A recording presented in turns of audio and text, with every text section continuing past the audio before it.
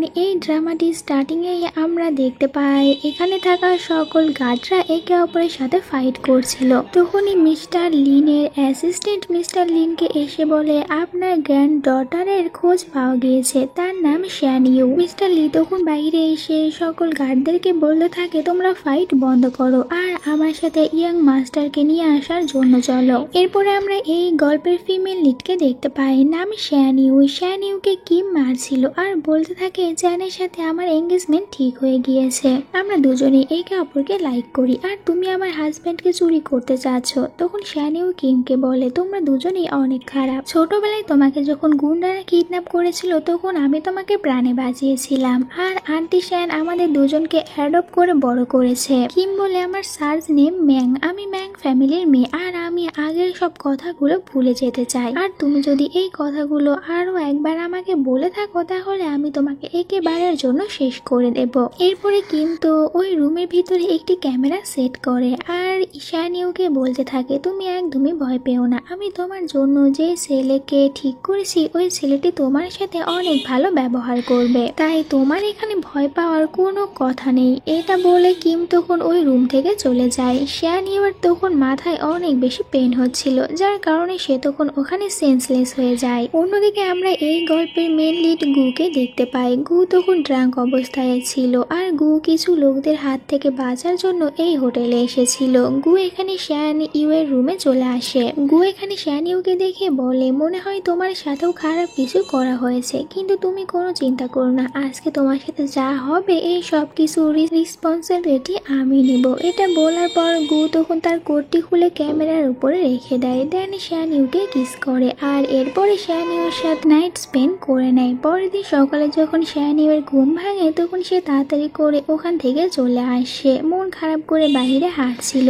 শ্যানিউর মা এখানে রাস্তা ক্লিন করছিল, তিনি এখানে শ্যানিউকে দেখতে পায়, দৌড়ে শ্যানিউর কাছে আসে আর শ্যানিউকে বলতে থাকে তোমার কি হয়েছে, তুমি এরকম ভাবে কেন হাঁটছো। শ্যানিউ তার মাকে বলে আমি এখন একদমই ক্লিন নেই। শ্যানিউর মা বলে তুমি আমাকে ভয় দেখিও না, তাড়াতাড়ি বলো তোমার সাথে কি হয়েছে। তখনই শ্যানিউ আর তার মায়ের দিকে একটি গাড়ি আসছিল। শ্যানিউর মা তখন শ্যানিউকে ধাক্কা দিয়ে দূরে সরিয়ে দেয়, যার কারণে অ্যাক্সিডেন্ট তখন শ্যানিউর মায়ের হয়ে যায়। এই অ্যাক্সিডেন্টের কারণে শ্যানিউর মা এখানেই মারা যায়। শ্যানিউ তখন অনেক বেশি কান্না করতে থাকে আর তখন ওই গাড়ির ভিতর থেকে কিম বের হয়ে আসে। এই অ্যাক্সিডেন্টটি আসলে কিমই করিয়েছে। শ্যানিউ তখন কিমকে বলতে থাকে তুমি কত খারাপ, যে তোমাকে বড় করেছে তুমি তাকে আজ মেরে ফেললে, তোমাকে তো আমার মানুষ বলতে ঘৃণা করছে, তুমি কিভাবে এমনটি করতে পারলে। কিম বলে আমি আমার অতীতের সব কিছু মুছে ফেলবো, এই জন্য এখন তোমাকেও মরতে হবে। শ্যানিউ তার মায়ের জন্য তখন অনেক বেশি কান্না করতে থাকে আর কিম তখন আবারও গাড়ির ভিতরে বসে, দেন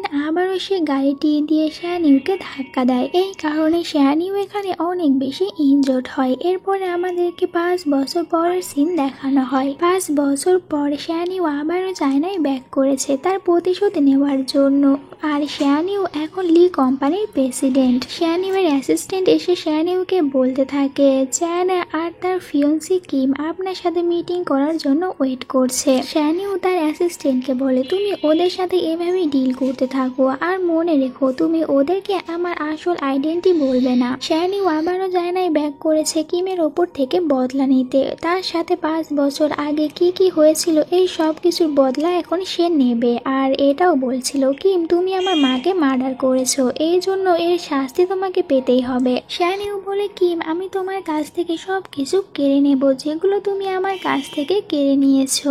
এরপরে শ্যানিউ তার বাড়িতে আসে, এখানে আমরা তার কিউট বেবিকে দেখতে পাই যার নাম মিয়ান। মিয়ান এখানে শ্যানিউকে বলতে থাকে মম আমি ড্যাডের কাছে যাব, আমি ড্যাডকে অনেক বেশি মিস করি, আমি ড্যাডকে দেখতে চাই। তখন শ্যানিউ মনে মনে বলতে থাকে ড্যাডকে ছাড়া বড় হওয়া অনেক বেশি কষ্টের, এটা আমিও জানি, কিন্তু আমি তোমাকে তোমার ড্যাডের কাছে নিয়ে যেতে পারবো না। অন্যদিকে গুয়ের সেক্রেটারি গুকে বলে 5 বছর আগের ওই মেয়েটি আবারও চায়নায় ব্যাক করেছে আর আমি তো তার সাথে একটি বাচ্চা মেয়েকেও দেখেছি, আমার মনে হয় ওই বাচ্চা মেয়েটি আপনার। গু তার সেক্রেটারিকে বলে তুমি তাড়াতাড়ি ওই মেয়েটির সম্পর্কে সব তথ্য বের করে আমাকে দাও আর আমি তার সাথে দেখা করতে চাই। অন্যদিকে শ্যানিও যখন তার মেয়েকে নিয়ে যাচ্ছিল তখন তার সাথে কিমের দেখা হয়ে যায়। এখানে কিম তাকে দেখে অবাক হয়ে যায় আর বলে, ও তুমি মারা যাওনি, বেঁচে আছো। চ্যান বলে, তুমি তো দেখছি ওই অচেনা ছেলেটির বাচ্চাও জন্ম দিয়েছো, যাকে আমরা তোমার কাছে পাঠিয়েছিলাম। চ্যান এখানে মিয়ানকে নিয়ে অনেক বাজে বাজে কথা বলছিল। শ্যানিও এইসব শুনে রেগে যায় আর বলে, তুমি তোমার এইসব বলা বন্ধ করো, নয়তো আমি মেরে তোমার মুখ ভেঙে দেবো। কিম বলে, তুমি তো দেখছি আগের থেকে অনেক বেশি চেঞ্জ হয়ে গিয়েছো, আর এমনিতেও এখানে আমি তোমার সাথে কথা বলে আমার সময় নষ্ট করতে চাই না। আমরা এখানে লি কোম্পানির প্রেসিডেন্টের সাথে দেখা করতে এসেছি। শ্যানিও বলে, আমার মনে হয় না লি কোম্পানির প্রেসিডেন্ট তোমাদের মতন লোকেদের সাথে দেখা করতে আগ্রহী। কি বলে, তুমি তোমার এইসব ফালতু কথাগুলো বন্ধ করো, তুমি তো লি কোম্পানির প্রেসিডেন্টকে কোনোদিন চোখে দেখতেও পারবে না। আর শ্যানিওর নামে অনেক বাজে বাজে কথা বলছিল। আর এতে তখন শ্যানিও রেগে গিয়ে কিমকে একটি স্ল্যাপ মারে। তখন কিমও রেগে যায়। সে যখনই শ্যানিওকে স্ল্যাপ মারতে যাচ্ছিল তখন গু এসে তার হাতটি ধরে নেয়। গুকে দেখে শ্যানিওর 5 বছর আগের কথাটি অল্প অল্প মনে পড়ে আর সে এখানে গুকে চিনতেও পারে। গু বলে, ফাইনালি 5 বছর পর তোমার সাথে আমার আবারও দেখা হলো। আর এখানে তখন চ্যান আর কিম তারা দুজনে এখান থেকে চলে যায়। শ্যানিও বলে, 5 বছর আগে তুমিই ছিলে তাই না? তখনই ওখানে মিয়ান দৌড়ে এসে গুকে ড্যাডি বলতে থাকে। শ্যানিও গুকে ধরে সাইডে নিয়ে যায় আর বলতে থাকে, আমি তোমাকে 5 মিলিয়ন ইউয়ান দিচ্ছি, তুমি এটা নিয়ে আমার আর আমার মেয়ের কাছ থেকে সারা জীবনের জন্য দূরে চলে যাও। গু বলে, আমার টাকা চাই না, আমার শুধুমাত্র বাচ্চা চাই। তো এটা শোনার পরে শ্যানিও তখন আরো অনেক বেশি রেগে যায়। শ্যানিও বলে, তুমি আমার মেয়ের কাছ থেকে দূরে থাকো। তখনই মিয়ান দৌড়ে শ্যানিওর কাছে আসে আর বলতে থাকে, মম তুমি ড্যাডির সাথে এভাবে কথা বলো না, আমার ড্যাডি না থাকার কারণে সবাই আমাকে অনেক বাজে বাজে কথা বলে, এই জন্য আমার ড্যাডির প্রয়োজন। মিয়ানের এই কথাটি শোনার পরে শ্যানিও তখন গুয়ের সাথে 1 বছরের কন্ট্যাক্ট করে। গুকে বলে, আমি তোমার সাথে শুধুমাত্র 1 বছরের কন্ট্যাক্ট করছি মিয়ানের জন্য, আর এর ভিতরে তুমি কোনো মেয়ের সাথে ডেট করতে পারবে না, আর একদম কিউট ড্যাডি হওয়ার চেষ্টা করবে যাতে করে আমার মেয়ে তার ভালো একজন ড্যাডি পায়, আর কোনো মেয়ের সাথে কথাও বলবে না। যদি তুমি এইসব কিছু করো তাহলে আমার মেয়ের ওপরে খারাপ আসর পড়বে, আর আমি এটা কিছুতেই চাইবো না। গু এতে রাজি হয়ে যায়। এরপরে গু তার কোম্পানিতে এসে তার আর শ্যানিওর ম্যারেজ সার্টিফিকেটটি দেখছিল। তখনই ওখানে গুয়ের সেক্রেটারি আসে আর বলতে থাকে, বস আপনি লুকিয়ে লুকিয়ে কি দেখছেন? গু তার সেক্রেটারিকে একটি কিক মারে আর বলে, তোমার মতো যারা সিঙ্গেল রয়েছে তারা একজন ম্যারিড পার্সনের কোনো কিছুই বুঝতে পারবে না। এরপরে সেক্রেটারি আবার গুকে বলতে থাকে, তাহলে আপনি এখন বলেন শ্যানিও আর আপনার বেবিকে কবে বাড়ি নিয়ে আসবে? গু বলে, এখন না, কিছুদিন পর, ততদিন আমি আমার আইডেন্টি লুকিয়ে রাখবো, তুমি কিন্তু আমার আসল আইডেন্টি বলবে না। আর এমনিতেও আমাকে লি কোম্পানির প্রেসিডেন্টের সাথেও দেখা করতে হবে। পরের সিনে আমরা একটি ইভেন্টের সিন দেখতে পাই আর এখানে একজন মহিলার অনেক বেশি শরীর খারাপ হয়েছিল। তখন ওই মহিলাটির কাছে শ্যানিও আসে। এই মহিলাটি আসলে গুয়ের মা ছিল। মহিলাটি তখন শ্যানিওকে ইশারা করে বলে তার ব্যাগ থেকে যেন ঔষধ বের করে মহিলাটিকে দেয়। তো শ্যানিও তাড়াতাড়ি করে ঔষধ বের করে মহিলাটিকে খাইয়ে দেয়। গুয়ের মায়ের কাছে শ্যানিওকে অনেক বেশি ভালো লাগে। তিনি শ্যানিওকে বলতে থাকে, তুমি দেখতে অনেক বেশি কিউট, আর সাথে তুমি অনেক বেশি কাইন্ড হার্টেড, আর তুমি যদি কিছু মনে না করো তাহলে তুমি আমার ছেলেকে বিয়ে করতে পারো, আমার ছেলে অনেক বেশি হ্যান্ডসাম, তোমার সাথে অনেক মানাবে। শ্যানিও এখানে তো গুয়ের মাকে মানা করে দেয় আর বলতে থাকে, না না, আমি তো ম্যারিড আর আমার হাজবেন্ড আছে, সাথে আমার 5 বছরের একটি কিউট বেবিও আছে, তাই আমি আপনার ছেলেকে বিয়ে করতে পারবো না। বাড়িতে এসে গুয়ের মা গুকে অনেক বেশি বলছিল আর বলতে থাকে, তোর বয়স অনেক হয়ে গিয়েছে কিন্তু এখন পর্যন্ত বিয়ে করলি না, যখন তোর বয়স 30 হয়ে যাবে তখন তো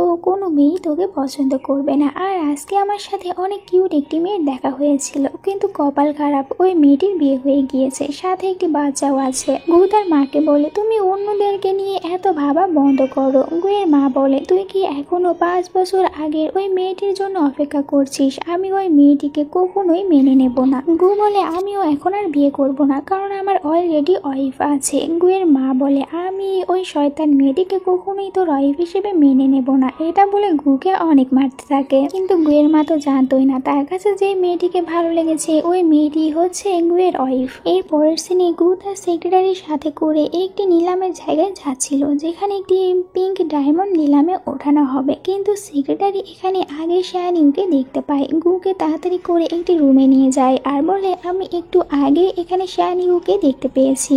গু তো এখন শায়ানিউকে তার আসল আইডেন্টি বলবে না, এর জন্য সেক্রেটারিকে বলে তাড়াতাড়ি তোমার কোটটি আমাকে দাও। যদি আমি এত দামি একটি কোট পরে ভিতরে যাই তাহলে শায়ানিউ আমাকে চিনতে পারবে আর আমার উপরে সন্দেহ করবে। এরপরে গু তার কোটটি চেঞ্জ করে শায়ানিউয়ের কাছে চলে আসে। শায়ানিউ প্রথমে তাকে এখানে দেখে অবাক হয়ে যায়, এরপরে বলে তুমি এখানে কি করছো? গু বলে আমি এখানে আমার ফ্রেন্ডের সাথে দেখা করতে এসেছি। শায়ানিউ বলে ওটা তো বুঝতে পেরেছি, কিন্তু তোমার কোট এত বেশি ঢিলা ঢালা কেন? তখনই এখানে চ্যান এসে বলতে থাকে এরকম গরিব পার্সনদের তো এরকম ঢিলা ঢালা কোট হবে, তারা কি আর আমাদের মতন এত দামি কোট পরতে পারবে? কিম শায়ানিউকে নিচু দেখানোর জন্য বলতে থাকে এত বড় একটি নিলামের জায়গায় তুমি কি করতে এসেছো? তুমি তো এখানে কোনো কিছুই করতে পারবে না। শায়ানিউ বলে আমি লি কোম্পানির পক্ষ থেকে এখানে এসেছি নিলাম করার জন্য। তখন কি মনে মনে বলতে থাকে দেখাই যাবে তুমি এখান থেকে কি কিনতে পারো, আমি তোমাকে এখানে কোনো কিছুই কিনতে দেব না। তুমি কিছু কিনতে না পারলে কোম্পানি থেকে অনেক বেশি বকা শুনতে হবে।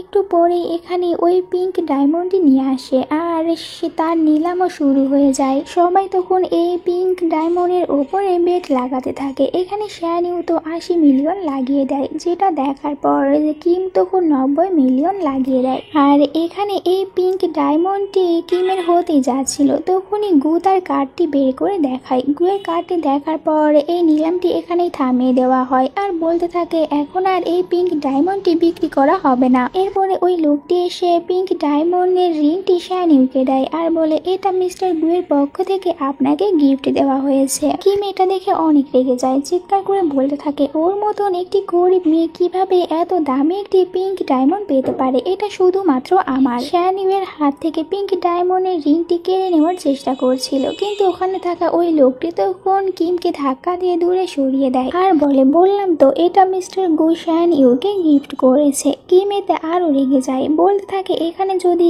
এই পিঙ্ক ডায়মন্ডের থেকে দামি কোনো কিছু থেকে থাকে তাহলে ওটা আমরা কিনে নেব। তখন চ্যান কিমকে বলে আমি এখন আর তোমাকে এখান থেকে কোনো কিছু কিনে দিতে পারবো না। কিম চ্যানকে বলে কিন্তু তুমি এই শায়ানিউয়ের কাছে আমাকে নিচু দেখাচ্ছ, আমাকে কিনে দিতেই হবে। চ্যান তখন তার অ্যাকাউন্টে চেক করে দেখতে পায় তার অ্যাকাউন্টে কোনো টাকাই নেই। এটা দেখার পর কিমের ওপরে অনেক রেগে যায় আর কিমকে তখন স্ল্যাপ মারতে থাকে, বলতে থাকে তুমি আমার টাকাগুলো দিয়ে কি করেছো, আমি এখন আর তোমাকে কিছু কিনে দেবো। মিস্টার গুকে বলতে থাকে আসলে তুমি কত ধনী ধনী ব্যক্তিদেরকে চিনো যার কারণে আমাকে ওই পিঙ্ক ডায়মন্ডটি গিফট করতে পারলে। গু শায়ানিউকে বলে তুমি একমাত্র সেই লাকি মেয়ে যাকে আমি টাচ করেছিলাম। অন্যদিকে আমরা কিমকে দেখতে পাই, কিম তখন তার বাবার কাছে ফোন করে সাহায্য চাইছিল। তখনই সেক্রেটারি গার্ডদেরকে অনেক জোরে জোরে মিস্টার গুয়ের নাম ধরে ডাকতে বলে আর গার্ডরাও তখন মিস্টার গুয়ের নাম ধরে ডাকছিল। আর কিম যখন মিস্টার গুকে দেখতে পায় তখন ওখানে গু ছিল। গু তখন কিমের সামান দিয়ে তার গাড়ি করে চলে যায়। কিম মনে মনে বলতে থাকে তাহলে এই মিস্টার গু।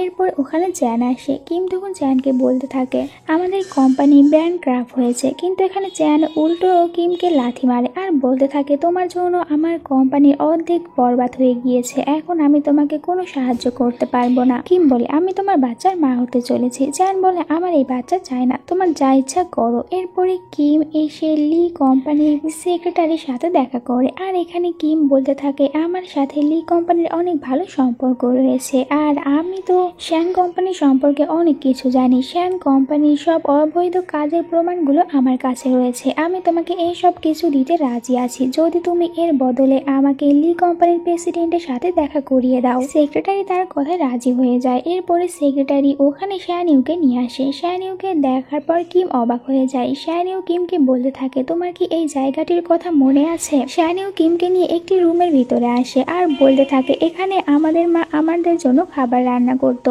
এরপরে তাকে বেডরুমে নিয়ে আসে আর বলে এখানে আমার মা তোমার জন্য কাপড় বানাতো, তাও আবার অনেক বেশি কষ্ট করে। আর এই বেড যেটা কিনা অনেক বেশি হার্ড ছিল, তুমি ভালোভাবে ঘুমাতে পারতে না, এই জন্য শুধুমাত্র তোমার কারণে মা এখানে সফট কটনের একটি জিনিস বানিয়ে দিয়েছিল। শায়ানিউ তখন কিমকে অনেক বেশি স্ল্যাপ মারছিল। কিম তখন শায়ানিউকে বলতে থাকে কিন্তু আমি ওনাকে এই সব কিছু করতে বলিনি, উনি এই সব কিছু নিজের ইচ্ছাতে করেছে। শায়ানিউ বলে তোমার মতন খারাপ মেয়েরা কখনোই স্বীকার করতে চাইবে না তোমরা কোনো ভুল করেছো, আর এমনিতেও এখন তোমার কাছে কোনো কিছুই নেই। চ্যান তোমাকে ছেড়ে চলে গিয়েছে, তোমার মা বাবা জুয়েলারি নিয়ে অ্যাডবোর্ডে পালিয়ে গিয়েছে। এখন তুমি যতদিন বেঁচে আছো তোমাকে এখানেই থেকে তোমার পাপের শায়েস্তা করতে হবে, যতদিন পর্যন্ত তুমি মারা না যাও। এরপরে কিম তার ছোটবেলার ফ্রেন্ড যার নাম ছিল শিয়াও তার কাছে ফোন করে আর তাকে বলতে থাকে মিস্টার গু তো বিয়ে করে ফেলেছে, মিস্টার গুয়ের একটি বাচ্চাও রয়েছে। সোয়ান এতে অনেক রেগে যায়। অন্যদিকে সেক্রেটারি গুকে বলতে থাকে আজকে আপনার লি কোম্পানির প্রেসিডেন্টের সাথে দেখা করতে হবে, তিনি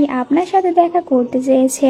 গু বলে আমিও দেখতে চাই লি কোম্পানির প্রেসিডেন্টকে। অন্যদিকে শ্যানিউয়ের কাছে তখন ফোন আসে আর তাকে বলা হয় মিয়ান অসুস্থ হয়ে পড়েছে, এই জন্য শ্যানিউ তাড়াতাড়ি করে ওখান থেকে চলে যায় গুয়ের সাথে দেখা না করে। অন্যদিকে গু তো লি কোম্পানির প্রেসিডেন্টের সাথে দেখা করার জন্য অপেক্ষা করছিল। তখন গুয়ের কাছে ফোন আসে হসপিটাল থেকে আর বলা হয় তার গ্র্যান্ডপার অনেক বেশি অসুস্থ হয়ে পড়েছে। এদিকে গুয়ের গ্র্যান্ডপাকে দেখানো হয় যে কিনা সোয়ানের সাথে ছিল আর সোয়ানকে বলছিল আমি তোমার কথা মতন মিথ্যে কথা বলেছি যে আমার শরীর খারাপ হয়েছে, আর এখানে যখন গু আসবে তখন তুমি গুকে মানিয়ে নিও। সোয়ান বলে আপনি কোনো চিন্তা করবেন না। আর সেই একই হসপিটালে শ্যানিউ এসেছিল। শ্যানিউ ডক্টরকে বলতে থাকে ডক্টর যেন তার মেয়ের চিকিৎসা করে।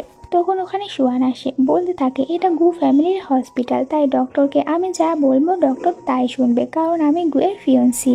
গুয়ের মা এসে সোয়ানকে বলতে থাকে কে আবার গুয়ের ফিয়ন্সি। আর এখানে এসে তখন শ্যানিউকে দেখতে পাই। শ্যানিউ গুয়ের মাকে বলতে থাকে আপনি ডক্টরকে বলুন আমার মেয়ের যেন চিকিৎসা করায়। গুয়ের মা ডক্টরকে বলে তাড়াতাড়ি শ্যানিউয়ের মেয়ের চিকিৎসা করতে। তখনই ওখানে আবার গু চলে আসে। গুয়ের মা তখন গুকে নাম ধরে ডাকতে থাকে। গুকে এখানে দেখে শ্যানিউ অনেক অবাক হয়ে যায়। শ্যানিউ গুকে বলে তুমি কি তাহলে গু কোম্পানির প্রেসিডেন্ট? এখানে গু শ্যানিউকে বলে তোমার সাথে এখানে দেখা হয়ে অনেক ভালো লাগলো। গুয়ের মা বলে তোমরা দুজনে কি একে অপরকে আগে থেকে চিনো? গু বলে হ্যাঁ, এই হচ্ছে সেই মেয়ে যার সাথে আমার 5 বছর আগে দেখা হয়েছিল। গুয়ের মা বলে তাহলে তুমি দাঁড়িয়ে থেকে কি দেখছো, তাড়াতাড়ি গিয়ে শ্যানিউয়ের মেয়ের চিকিৎসা করো, তাড়াতাড়ি যাও। গু তখন শ্যানিউকে বলতে থাকে কিন্তু তুমি তো আমাকে এই কথাটি বলনি, মিয়ান অসুস্থ হয়ে পড়েছে। পরের সিনে শ্যানিউ যখন তার মেয়ের কাছে ছিল তখন শ্যানিউয়ের সেক্রেটারি শ্যানিউকে বলতে থাকে শ্যান ফ্যামিলি একটি পার্টির আয়োজন করেছে আর ওখানে আপনাকে ইনভাইট করেছে যেখানে গুয়ের সাথে সোয়ানের এঙ্গেজমেন্ট হবে। তখনই ওখানে শ্যানিউয়ের ফ্রেন্ড আসে যার নাম ফ্যাং। শ্যানিউ তাকে জিজ্ঞাসা করে তুমি তো অ্যাডবোর্ডে ছিলে, তাহলে এখানে কিভাবে আসলে? তখন ফ্যাং বলে আমি জানতে পেরেছিলাম মিয়ান অসুস্থ, এই জন্য তাকে দেখতে এসেছি। ফ্যাং এখানে শ্যানিউয়ের জন্য একটি গিফটও এনেছিল। শ্যানিউ তখন ফ্যাংকে বলে তুমি আমাকে এইসব গিফট দেওয়া বন্ধ করো, এখন আর আমি কোনো ছোট বাচ্চা না। ফ্যাং বলে তুমি যতই বড় হয়ে যাও না কেন আমার কাছে সবসময় সেই ছোট বাচ্চাই থাকবে। গু এইসব দেখে অনেক বেশি রেগে যায় আর শ্যানিউকে বলতে থাকে তোমার আমার সাথে দেখা করার সময় হয় না, কিন্তু এদিকে এর সাথে দেখা করার জন্য ঠিকই সময় হয়েছে। শ্যানিউ বলে আমাদের এখনো ডিভোর্স হয়নি, কিন্তু এর আগেই তুমি অন্য আরেকটি মেয়ের সাথে এঙ্গেজমেন্ট করছো। গু বলে আমি তো তোমাকে আগেই বলেছি আমি সোয়ানকে লাইক করি না। ফ্যাং গুকে বলে তাহলে তুমি ওই ছেলেটি তাই না? তুমি কি জানো এই 5 বছরে শ্যানিউকে কতটা বেশি প্রবলেমের ভিতরে পড়তে হয়েছিল, আর তুমি তো ওর জন্য একদমই যোগ্য না। গু রেগে বলে কেন, তুমি কি শ্যানিউয়ের জন্য যোগ্য? তখন শ্যানিউ দুজনের ভিতরে চলে আসে আর বলে আমি যখন এখান থেকে একা চলে গিয়েছিলাম তখন মিয়ানকে পালার জন্য ফ্যাংই আমাকে সাহায্য করেছে। পরের দিন তিনজনে একসাথে শপিং করতে যায়। ফ্যাং এখানে শ্যানিউকে বলে তুমি শপিং করো, আমি বাহিরে গিয়ে মিয়ানের সাথে খেলা করছি। শ্যানিউ তখন ফ্যাংয়ের বার্থডে গিফট হিসেবে ফ্যানের জন্য একটি টাই কিনে, আর এরপরে সে যখন তার কার্ডটি শপিং মলে দেয় তখন ওখানে থাকা ওই মেয়েটি শ্যানিউকে বলে আপনার কার্ডটি এই শপিং মল থেকে ব্যান করা হয়েছে, আপনি এখান থেকে আর কোনো কিছুই কিনতে পারবেন না। গু এসে ওই কার্ডটি কেড়ে নেয় আর বলে আমি অতটাও ভালো না যে তোমাকে অন্য কারোর জন্য একটি টাই কিনতে দিতে পারবো। শ্যানিউ বলে এটা তো শুধুমাত্র একটি টাই, আর তুমি তো একটি মেয়ের সাথে এঙ্গেজমেন্টই করে নিচ্ছ। তখনই ওখানে সোয়ান চলে আসে। সোয়ানকে দেখার পর শ্যানিউ তখন গুকে বলে তার মানে এও তোমার সাথে এখানে এসেছে। সোয়ান ভালো সাজার জন্য শ্যানিউকে বলে তুমি আমাদের দুজনকে ভুল বুঝছো, এরকম কোনো কিছুই না। কিন্তু শ্যানিউ এখানে গুকে বলে আমি তোমার জন্য ডিভোর্স লেটার পাঠিয়ে দেবো, ওখানে সাইন করে দিও। তখনই ফ্যাং এখানে দৌড়ে আসে আর বলতে থাকে মিয়ানকে কোথাও খুঁজে পাওয়া যাচ্ছে না, আমি তো শুধু কিছুক্ষণের জন্য ওর ওপর থেকে চোখ সরিয়েছিলাম, কিন্তু এরপরই আমি আর ওকে কোথাও খুঁজে পাচ্ছি না। গুয়েতে অনেক রেগে যায়, ফ্যাংকে বলে যদি আমার মেয়ের কোনো কিছু হয়ে যায় তাহলে আমি তোমাকে কিছুতেই ছাড়বো না। অন্যদিকে আমরা মিয়ানকে দেখতে পাই যে কিনা এখন সুয়ানের সাথে ছিল। সুয়ান এখানে মিয়ানকে বলছিল আমি তোমার বাবার ফিয়ন্সি আর এখন আমি তোমার মা হতে চলেছি। এটা শোনার পর মিয়ান বলতে থাকে তাহলে তুমি ওই ব্যাড আন্টি তাই না, যে আমার মায়ের কাছ থেকে আমার বাবাকে কেড়ে নিচ্ছ? আমি কখনোই আমার বাবার সাথে তোমার বিয়ে হতে দেব না। তখন সুয়ান রেগে গিয়ে বলতে থাকে একে ততক্ষণ পর্যন্ত মারতে থাকো যতক্ষণ পর্যন্ত এ রাজি না হচ্ছে। কিম তখন মিয়ানকে যখনই মারতে যাচ্ছিল এর আগে ওখানে শ্যানিও আসে। কিমের মাথায় সে বোতল দিয়ে আঘাত করে। সুয়ান তখন মিয়ানের গলায় কাচের টুকরো ধরে আর শ্যানিওকে ভয় দেখিয়ে বলে তুমি যদি আমার কাছে আসো তাহলে তোমার মেয়েকে মেরে ফেলবো। শ্যানিও তখন আরো একটি বোতল নিয়ে সুয়ানকে মারতেই যাচ্ছিল কিন্তু গু এসে তার হাতটি ধরে নেয়। শ্যানিও তাড়াতাড়ি করে তার মেয়ের কাছে যায়, তার মেয়েকে বাঁচিয়ে নেয়। এরপরে গুকে বলতে থাকে তুমি যেহেতু ঠিক করে নিয়েছো তুমি এই চিটার মেয়েটিকে সাহায্য করবে তাহলে তুমি ওর সাথেই থাকো। সোয়ান তখন বাহানা করে গুকে বলতে থাকে আমি তো এখানে মিয়ানকে বাঁচাতে এসেছিলাম কিন্তু শ্যানিও উল্টো আমাকে ভুল বুঝে নিয়েছে। গু বলে আমি তোমাকে ওয়ার্নিং দিয়েছি, শ্যানিও আর মিয়ান দুজনের কাছ থেকেই দূরে থাকো।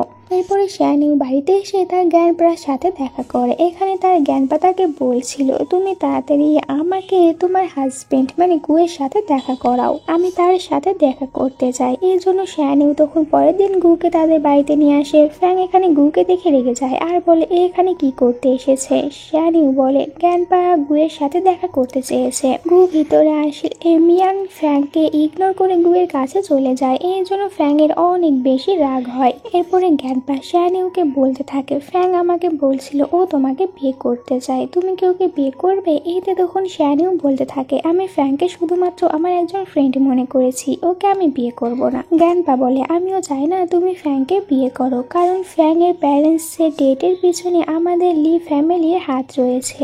আড়াল থেকে ফ্যাং এদের দুজনের সব কথাগুলো শুনতে পায়। গুয়া আবার দেখতে পায় ফ্যাং লুকিয়ে ওদের সব কথাগুলো শুনে নিয়েছে। ফ্যাং বলতে থাকে আমার প্যারেন্টস এর ডেটের পিছনে লি ফ্যামিলির হাত রয়েছে আর আমি কিনা 20 বছর ধরে লি ফ্যামিলির মেয়েকে ভালোবেসে এসেছি। ফ্যাং অনেক রেগে এখান থেকে চলে যায়। ফ্যাংকে এভাবে যেতে গু দেখতে পায়। গু ফোন করে তার সেক্রেটারিকে বলে ফ্যাং এর উপরে নজর রাখতে।